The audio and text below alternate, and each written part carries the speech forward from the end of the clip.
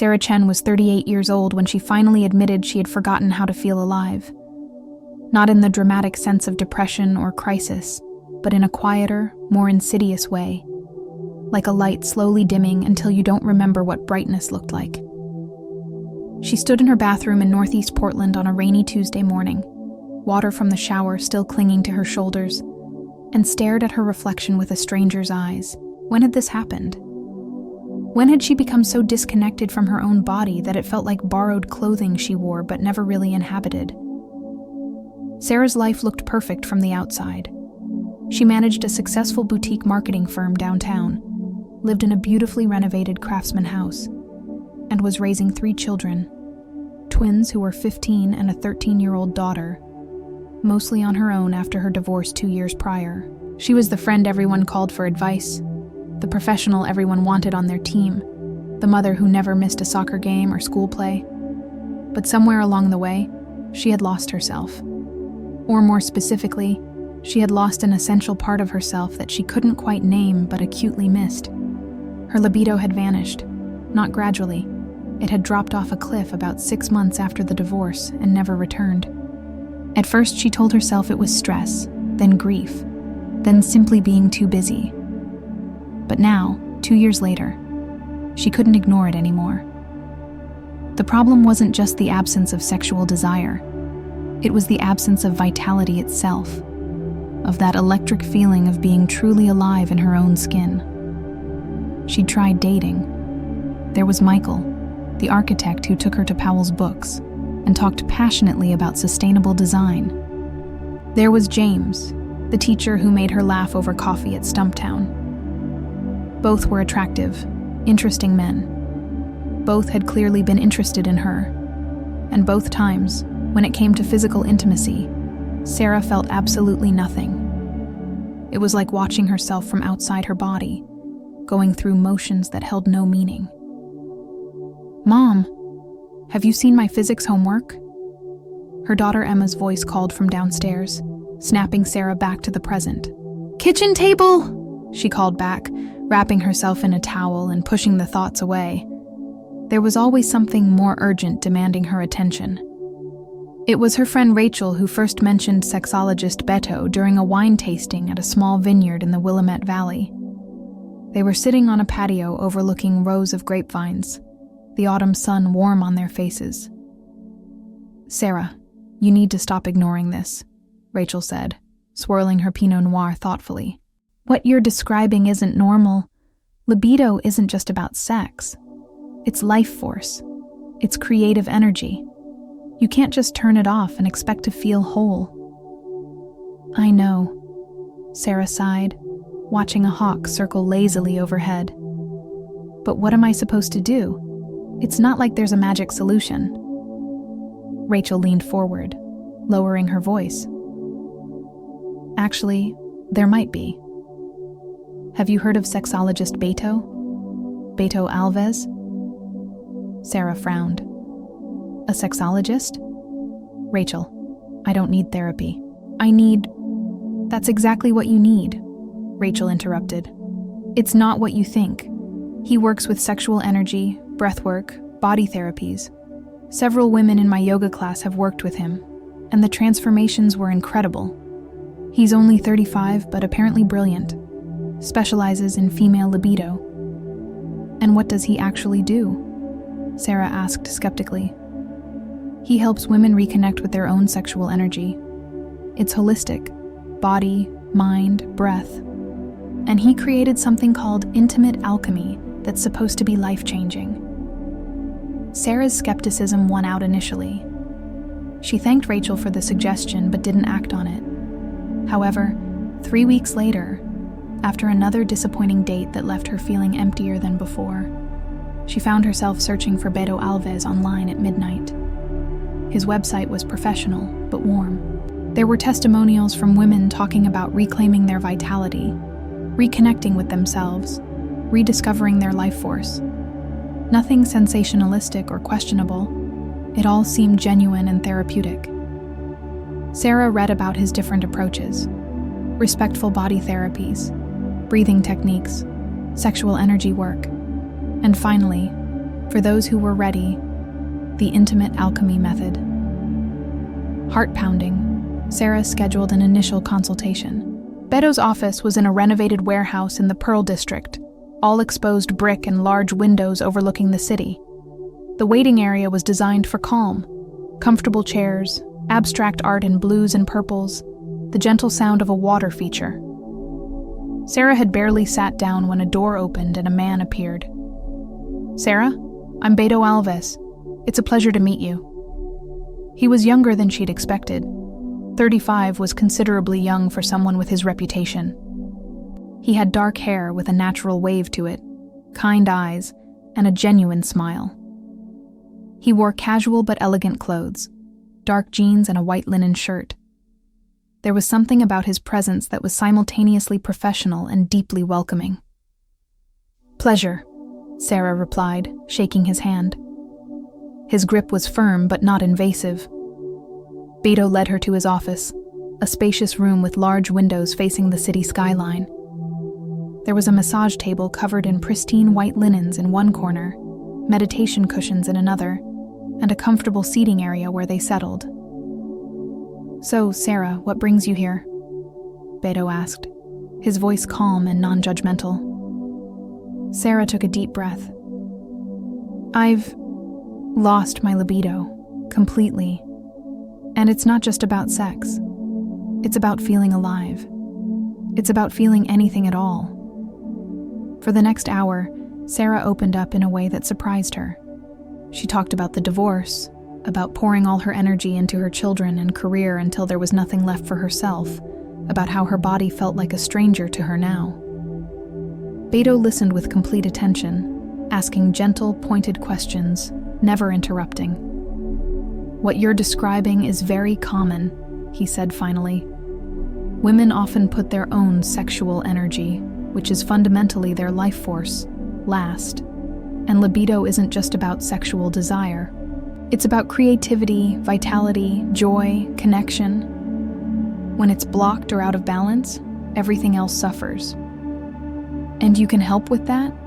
Sarah asked, feeling cautious hope. "I can, yes. We'll work progressively. We'll start with breathing techniques and body awareness.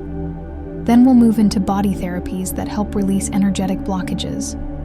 And when you're ready, and only when you're ready, we can explore intimate alchemy, which is a tantric practice of deep sexual energy activation. How does the process work?" Sarah leaned forward, genuinely curious. Beto explained with clarity and respect. "Everything is gradual, and you're always in control. In the first sessions, we'll work with you clothed, focusing on breath and movement. Later, if you feel comfortable, we'll incorporate therapeutic touch, always with your explicit consent and within clear boundaries. Intimate alchemy comes only at the end, when you've rebuilt the connection with your own energy." Sarah felt a mixture of nervousness and excitement. "I want to try." The first session happened 3 days later. Sarah arrived wearing comfortable clothes as Beto had suggested, yoga pants and a loose t-shirt. He guided her to the meditation cushions. "We'll start with breath," he said, sitting across from her. "Close your eyes and place one hand on your belly and one on your chest." Sarah obeyed, feeling slightly self-conscious. "Now breathe deeply through your nose, filling your belly first, then your chest. Hold for 3 seconds, and release slowly through your mouth." They practiced for several minutes. Gradually, Sarah felt her body relax. She hadn't realized how tense she'd been. "Good." Beto's voice was soft. "Now we'll add a visualization. As you inhale, imagine golden light entering through the top of your head, traveling down your spine." Sarah tried to visualize, but her mind kept wandering. "Don't force it," Beto said, as if reading her thoughts. "Just observe. No judgment." When the session ended 45 minutes later, Sarah felt surprisingly energized. "How do you feel?" Beto asked. "Different," Sarah admitted. "More present?" "Exactly. You've started coming back into your body." We often live entirely in our heads, completely dissociated from physical sensation.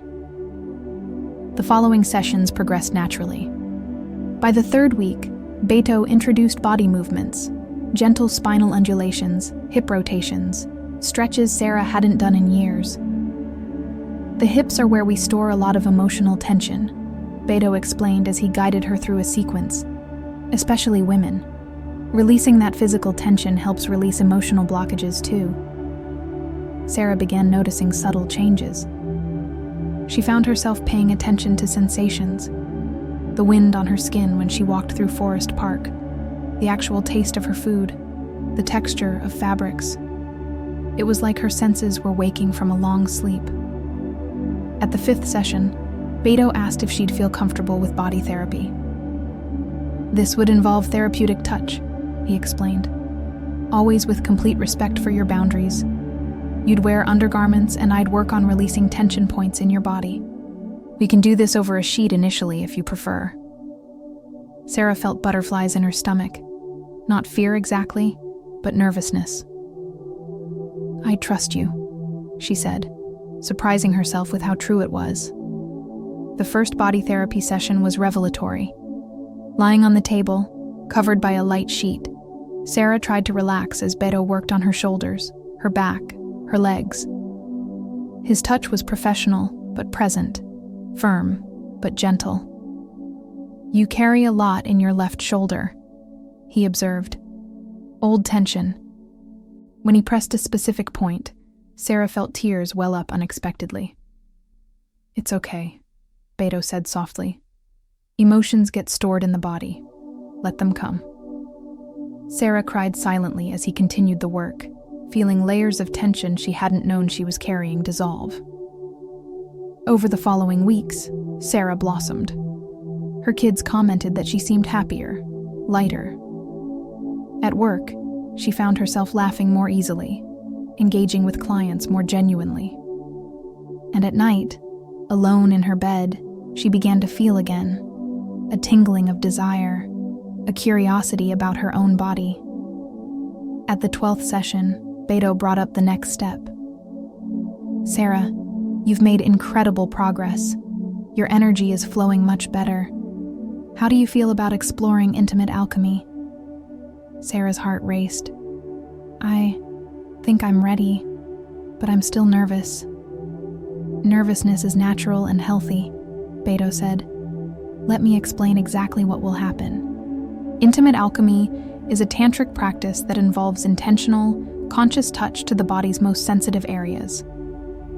The goal isn't orgasm, though that may happen. The goal is to activate and elevate your sexual energy, integrate it with your whole being. He explained the details with medical clarity, but respectful care. Sarah would do what she felt comfortable with and could stop at any time. Everything would be done with complete presence, conscious breathing, and healing intention. When would you like to begin? Beto asked. Sarah took a deep breath. Next session. The day arrived on a clear Thursday morning. Sarah woke with nerves on edge, but also with an anticipation she hadn't felt in years. She took a long shower, prepared carefully, and drove to Beto's office with her heart pounding. The room was prepared differently. Aromatherapy candles burned softly, filling the air with lavender. Instrumental music played quietly. The room temperature was perfectly adjusted. Are you ready? Beto asked gently. I am, Sarah replied, and realized it was true. Beto guided her through an initial meditation, helping her center and connect with her breath.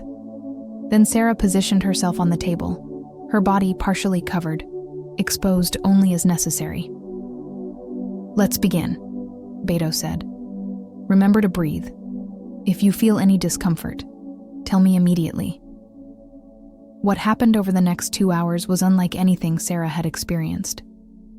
It wasn't sex. It was something deeper, more sacred. Beto worked with absolute intention, his touch conscious and present, guiding Sarah's energy through her body. He taught her to breathe through sensations, not to get lost in them, but to observe them, to allow the energy to move and build. Sarah felt waves of heat, tingling, moments of intensity followed by deep relaxation. At one point, she felt as if she were floating. Her consciousness expanded beyond the boundaries of her body. Tears streamed down her face, not from sadness, but from profound relief, as if something locked inside for years had finally been released. "That's it," Beto murmured. "Keep breathing. Allow it." When it finally ended, Sarah was trembling slightly, covered by a warm blanket Beto had placed over her. He sat beside the table, a comforting hand on her shoulder. "Rest. There's no hurry." Sarah lay there for long minutes, integrating the experience. When she finally opened her eyes and looked at Beto, she felt completely different. Not just more alive, but more whole, more herself than she'd been in years. The revelation. In the days that followed, Sarah realized something fundamental had shifted. It wasn't just that her libido had returned, though it definitely had, vibrantly. It was that she'd reclaimed an essential part of herself she'd thought lost forever. A week after the intimate alchemy session, Sarah was at her office overlooking the Willamette River when she had a sudden understanding, so clear she had to sit down. All these years, she'd believed her lack of libido was an isolated problem, something that needed to be fixed. But the truth was much deeper. Her libido had never disappeared. It had been suppressed, suffocated under layers of expectations, responsibilities, and beliefs about who she should be. As a mother, as a divorcee, as a woman approaching 40, she'd internalized the message that her sexual energy was secondary, even something to be ashamed of as she aged. But sexual energy wasn't about sex. It was about creativity, vitality, the very impulse of life itself. When she'd suppressed her libido, she'd suppressed her essence. The revelation brought tears to her eyes, but they were tears of understanding, not sadness. She finally grasped that honoring her sexuality, her vital energy, wasn't selfish or inappropriate. It was fundamental to being a whole woman, and therefore, a better mother, better friend, better person. That evening, Sarah met Rachel for dinner at a restaurant in the Hawthorne district. "You're glowing," Rachel said as soon as she saw her. "Seriously, what happened?"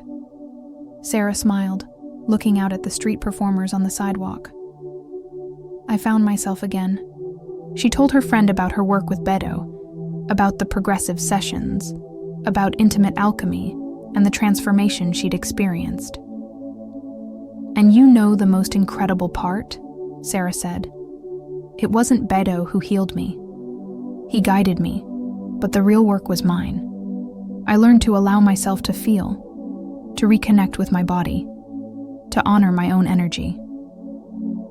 "That's beautiful," Rachel said, her eyes glistening. "And there's more," Sarah continued. "I realized I'd been waiting for permission all this time. Permission to desire, permission to feel pleasure, permission to be a sexual woman at 38. But I don't need anyone's permission. My body, my energy, my pleasure, it's all mine by right." The action. Sarah's transformation didn't stop at her inner world. She began making concrete changes in her life, actions that reflected her new understanding and connection with herself. First, she redesigned her bedroom. The space that had become merely a place to sleep was transformed into a personal sanctuary. She added quality linens, aromatherapy candles, a playlist of music that made her feel sensual and alive. She created a space that honored her femininity and sensuality. Next, she established a morning practice. Every day before her kids woke up, she spent 20 minutes doing the breath work and body movements Beto had taught her. These practices became her anchor, a way to start each day connected to herself. Sarah also returned to dating, but completely differently. Instead of accepting dates out of obligation or fear of being alone, She chose only men she felt genuine attraction to and curiosity about. And when she didn't feel connection, she honored that without guilt. She had a memorable date with a photographer named David, whom she met at a gallery opening. The chemistry between them was undeniable. And for the first time in years, Sarah allowed herself to be completely present in the experience. She wasn't thinking about how her body looked or whether she was doing things right. She simply felt, explored, enjoyed. Afterward, lying together, David commented, "You have incredible energy. It's magnetic." Sarah smiled in the darkness.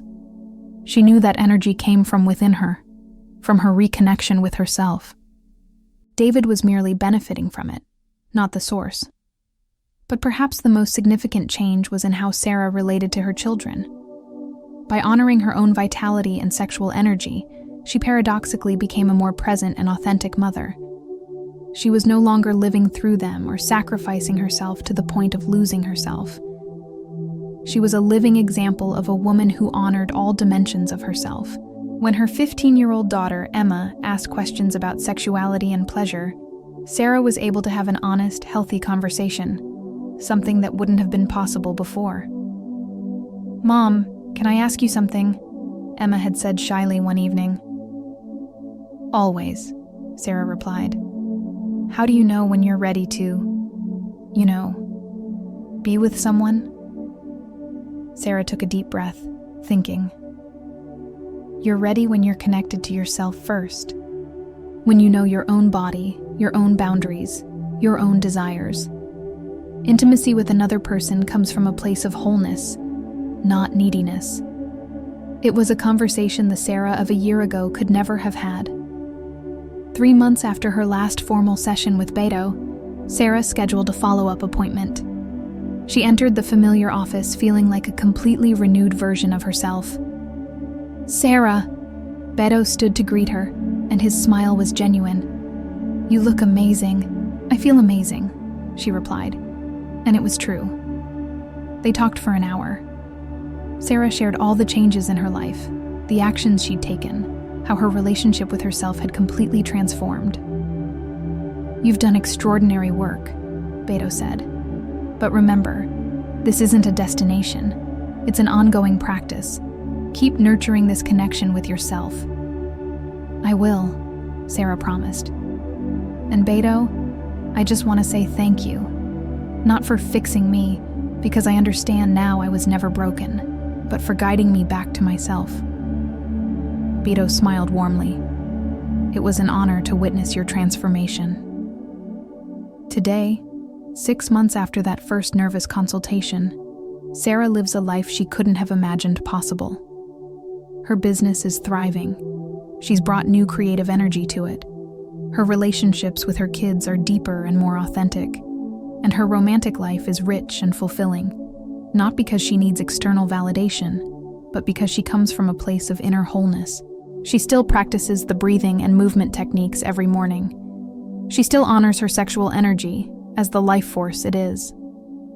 And when she occasionally feels herself disconnecting, she knows exactly how to come back. One afternoon, walking through the Japanese garden in Washington Park, watching koi glide through the pond, Sarah had another moment of profound clarity. The journey she'd taken wasn't just about recovering her libido. It was about reclaiming her right to exist fully as a woman. Sexual, vital, creative, powerful. She thought about all the women she knew who had lost themselves in the same way, who believed their sexual energy was something to be contained, repressed, or worse, that it disappeared with age. How many women were living half-lives, disconnected from a fundamental source of vitality? Sarah decided to share her story. Not all the intimate details, but the essence of the transformation. She started writing, pouring her experiences and learnings into a blog she called Awakening at 38. The responses were overwhelming. Women from across the country reached out, sharing their own struggles, asking questions, seeking guidance. Sarah wasn't a therapist or expert, but she could share her truth, and it resonated. She organized a monthly support group in Portland for women wanting to explore these themes. A safe space to talk about libido, sexual energy, vitality, and self-discovery. The meetings happened at a yoga studio in Southeast Portland and always had a waiting list. Epilogue. 1 year after that first consultation, Sarah woke on a Thursday morning in October, exactly 1 year after looking in the mirror and not recognizing the woman she saw. She went to the same mirror, observed her reflection, and this time smiled with deep recognition. She saw a woman who had made the journey back to herself, a woman who honored all dimensions of her being: mother, professional, friend, lover, sexual person, creative being. All these parts existed in harmony now, not in conflict. Her phone chimed. It was a message from Emma. "Mom, you're my inspiration.